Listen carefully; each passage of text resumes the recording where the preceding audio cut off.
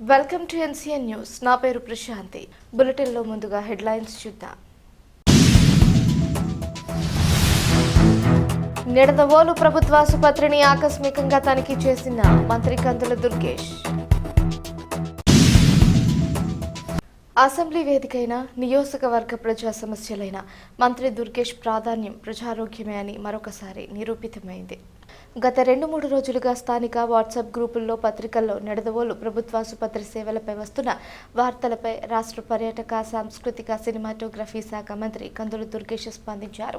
Assembly సమావేశాలు ముగిసిన వెంటనే ఆయన నేరుగా నిడదవోలు ప్రభుత్వాసుపత్రిని ఆకస్మికంగా సందర్శించారు. ఈ తనిఖీలో భాగంగా మంత్రి దుర్గేష్ ఎమర్జెన్సీ జనరల్ వార్డులను స్వయంగా పరిశీలించారు. ఆసుపత్రి అంతా కలియతిరిగి చికిత్స పొందుతున్న రోగులతో నేరుగా మాట్లాడారు. వారికి అందుతున్న వైద్య సేవలు, డాక్టర్లు మరియు సిబ్బంది అందుబాటు, మందుల నాణ్యత గురించి అడిగి వివరాలు తెలుసుకున్నారు. ఈ సందర్భంగా ఆసుపత్రి వేళల్లో వైద్యులు, సిబ్బంది తప్పనిసరిగా అందుబాటులో ఉండాలని, బాధ్యతారాహిత్యంగా వ్యవహరిస్తే సహించేది లేదని స్పష్టం చేశారు. కార్పొరేట్ ఆసుపత్రులకు వెళ్లలేని పేద ప్రజలే ప్రభుత్వ ఆసుపత్రిని ఆశ్రయిస్తారని, వారికి సక్రమంగా వైద్యం అందించాల్సిన పూర్తి బాధ్యత వైద్య యంత్రాంగానిదేనని గుర్తు చేశారు. రాత్రి సమయంలో ఆసుపత్రిలో తప్పనిసరిగా 2 డాక్టర్లు అందుబాటులో ఉండాలని ఆదేశించారు. ఆసుపత్రి ప్రాంగణాన్ని నిత్యం పరిశుభ్రంగా ఉంచాలని, వైద్యపరమైన ఫిర్యాదులు పునరావృతం కాకూడదని హెచ్చరించారు. నిడదవోలు ప్రభుత్వాసుపత్రిని 100 పడకల ఆసుపత్రిగా తీర్చిదిద్దేందుకు అవసరమైన అన్ని చర్యలు తీసుకుంటానని మంత్రి దుర్గేష్ తెలిపారు. ప్రజా సమస్యలపై తక్షణమే స్పందించి నేరుగా రాత్రి వేళల్లో ఆసుపత్రిని తనిఖీ చేసిన మంత్రి కందుల దుర్గేష్ చొరవపై స్థానిక ప్రజలు, రోగులు హర్షం వ్యక్తం చేస్తున్నారు.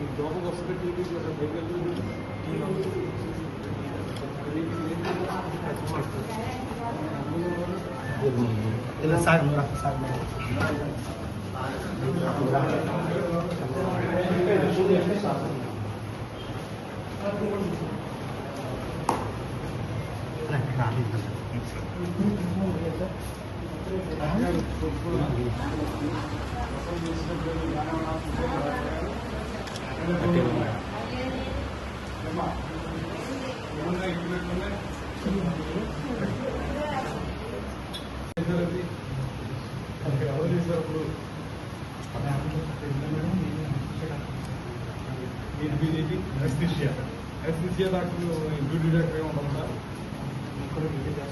చేస్తున్నారా? అది రూల్లో ఉందా? అలాగా మరి ఏదైనా ఇమీడియట్గా అవసరమైతే మీరు ఏం చేయగలరు? మీరు ఎస్సీసీఏ ఇవ్వగలరు, కానీ మామూలు జనరల్ ఏం చేయగలరు?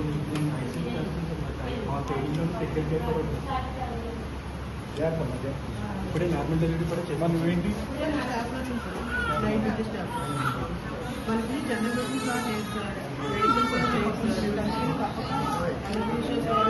మేడమ్స్ చెప్పినట్టు sir, MBBS madams, Rehana madam,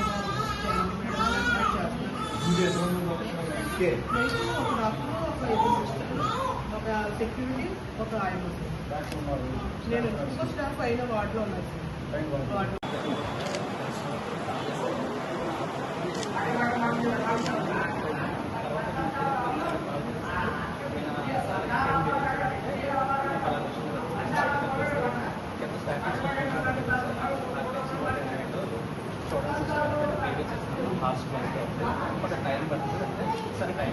వస్తానండి.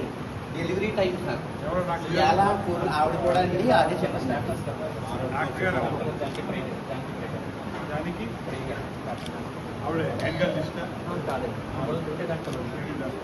ఆవిడ ఏదో అడ్మిట్ చేసుకుని ఏదో చేయాలి కదా, అలా అర్ధరాత్రి రోడ్డు మీద అలాగే సార్ 5 నిమిషాలు లేట్ అవుతుందండి. తల్లి బిడ్డ కూడా చచ్చిపోతారండి. నా దగ్గర చూపు ఉందండి.